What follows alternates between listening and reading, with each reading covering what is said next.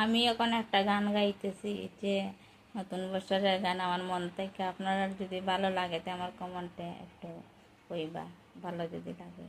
ও বন্ধু আইবা, একদিন আইবা হারে, বৈশাখ মাসে নতুন গান গাইয়া। ও বন্ধু আইবা, একদিন আইবা হারে, বৈশাখ মাসে নতুন গান গাইয়া। জ্যৈষ্ঠ আষাঢ় মাসে আইবাই বন্ধু আম খাটল লইয়া। জ্যৈষ্ঠ আষাঢ় মাসে আইবাই আম খাটল লইয়া।